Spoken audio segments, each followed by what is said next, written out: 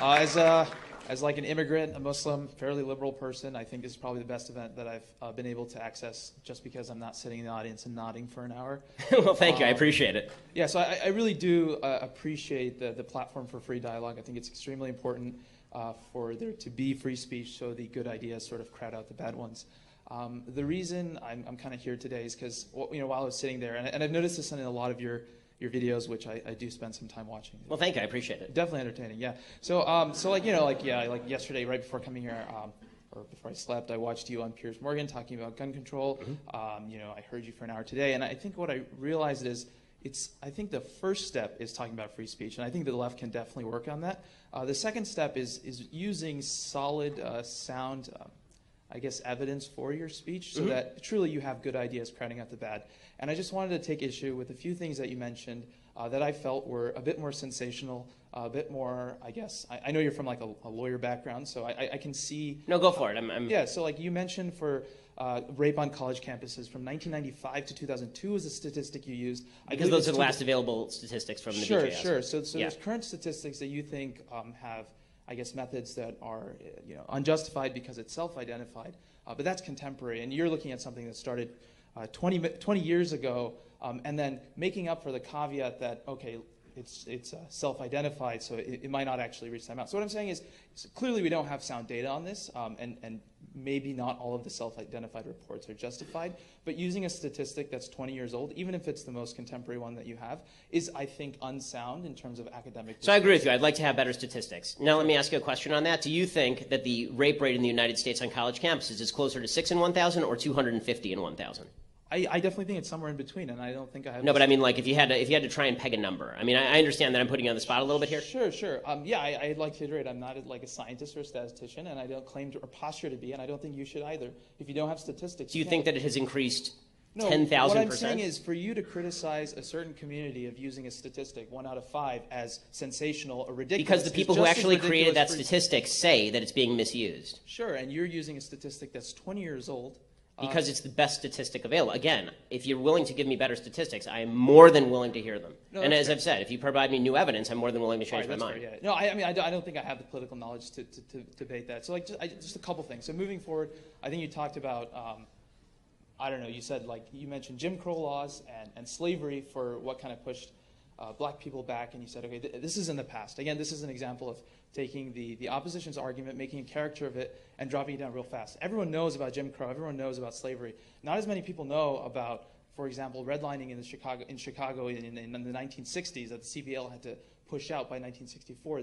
These kinds of systems have been entrenched for years. I think most people have read Ta-Nehisi Coates' article on how this has developed a system of entrenchment for these communities. Even today, under Rahm Emanuel, who's a Democrat and I think is wrong, implements TIF increment financing that takes money out of western and southern Chicago and reappropriates them to places that don't really need it as much. Clearly there's a lack of funding. He closed 47 schools over the past years. What I'm basically trying to say is there's a lot of factors going on in these communities that are predominantly black, Hispanic, etc. And for you to simply say that, okay, Jim Crow happened 50 years ago, racism hasn't increased, is a bit, I think, again, insincere, because I don't believe that racism has, I do believe that racism has decreased, and we're saying the N-word less, sure, but I don't think that racism at a systemic level has decreased, because the same communities that were affected in the 1960s, those people are still alive. That's a wild accusation. I mean, I'm with you all the way up till the end. When you say there's a lot of complexity to these arguments, I agree there's a lot of complexity to these arguments. Yeah, I'll tell you where there's no complexity, and that is the only way you are going to get out of the current problems that you are in is by relying on yourself to make good decisions. That's not to say that there aren't obstacles, and if there are obstacles that you can name, I'm more than happy to stand there and fight them with. If you can show me evidence of redlining by a bank in which a black person and a white person are being treated unequally with exactly the same application, I will stand next to you and root for them to be prosecuted in court, because that's illegal under the Civil Rights Act. But if you're going to suggest that racism has not decreased over the last 50 years, it's just sort of hidden, there is no evidence to suggest that whatsoever. Sorry, I might have misspoke. So yeah, I agree with you. That was my bad. I don't think racism has increased. It's absolutely decreased. But I think that the institutions that existed 50 years ago haven't really vanished. The title character of the Atlantic story, Clyde Ross, I went to his house. He is experiencing the same things that he experienced 50 years ago. The government will come by. And I know you say that the government shouldn't fix this, and I agree. I'm just saying the government shouldn't make it worse. The government comes by. They say, hey, we're providing subsidies for these communities to become better. You can use it for paint for your house, better windows, anything that the public can see to make it look better. But he doesn't have heating in his house, but he can't use it for that because that's just not the system that's in place. Right. All I'm saying is the government sucks, yeah. But I totally agree with you on that. But all I'm trying to say is so come to the dark side. Yeah, I guess all I'm trying to say is I definitely agree that these are complicated. I think the left and the right, they take small points and they sensationalize them to create a political platform. I would just appreciate it, since you are a journalist and not a politician, to do the same kind of due diligence when you really offer input, because a lot of people listen to you, a lot of people respect your opinion. Well, okay, so again, the article that you're citing by Ta-Nehisi Coates, I haven't actually read that article, so I'm not going to claim knowledge of an article that you've read and I haven't. So I'll take your account of the situation for what it is, which is there's some guy who is apparently being victimized by the government because the government will only give him subsidies for X, Y, and Z, but he actually wants it for A, B, and C. My answer to that is that it's not the government's job to provide subsidies for anyone. And if the government is mal-appropriating subsidies, I object to that regardless of the race of the person. Like, I object to subsidies to the ethanol boondoggle in Iowa, which is basically white people. I object to subsidies to Wall Street. I object to all these subsidies. I don't think the government should be involved at all. And this fellow who, was victim to pretend that systematized discrimination under Jim Crow that was happening in 1960 is the same as a badly run government program in 2017 because they want to give you money for your windows but not for your water heater. Again, I don't see the relationship between the two. And to suggest that the banks are operating in the same way now as they were operating in 1960, I don't see the evidence for that either. I'm happy to look at evidence, but I need actual evidence. I can't just base it on headlines.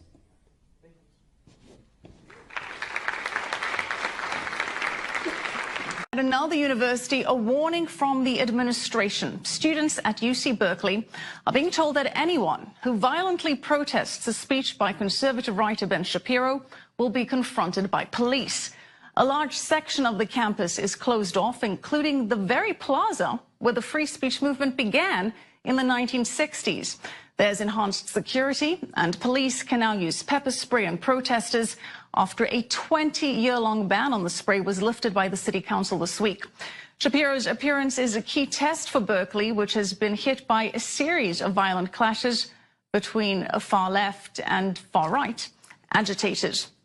Well, meanwhile, several faculty members at the University of California, Berkeley, are calling for a boycott during Free Speech Week in what they say is an effort to keep their students, quote, physically and mentally safe from speakers like Milo Yiannopoulos. Now, the boycott letter demands that during Free Speech Week, which starts September 25th, classes be cancelled and buildings be closed off, allowing students and staff to stay home. Yiannopoulos and a former White House chief strategist, Steve Bannon, are set to give speeches during Free Speech Week.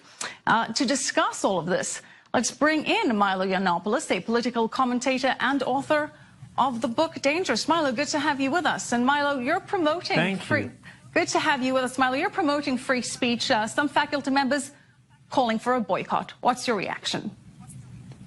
Well, it sort of demonstrates my point, the point that I write about in the book, and the whole reason to do Free Speech Week in the first place. My contention is that American higher education has moved away from its original mission of challenging and broadening young minds, and instead become a sort of therapy session, a therapy session for the professors and for the students too.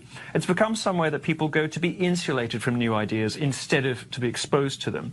So Free Speech Week will introduce a lot of conservative and libertarian superstars, big and popular campus speakers like Ann Coulter, who is a 12-time New York Times best-selling author, me, Steve Bannon, and a bunch of other people too, to expose Berkeley's students to points of view that their professors are not teaching them. They're getting a very restricted sort of education when they're not exposed to conservative or libertarian points of view. And we intend to bring those points of view to campus to give students the education that they're paying for but not receiving from Berkeley.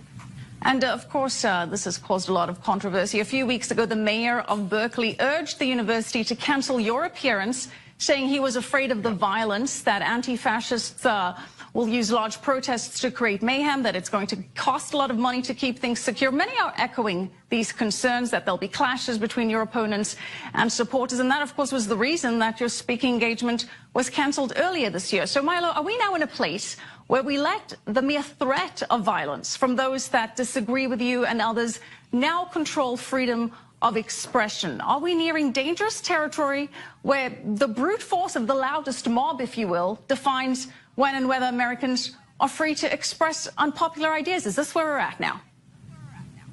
Well, it's worse than even you suggest, because it's not about being free to express unpopular ideas. My ideas are very popular. Most Americans agree with me about free speech and about free expression, the First and the Second Amendment. Most Americans are firmly in support of free expression, which is the whole point of Free Speech Week. It's actually worse than you suggest.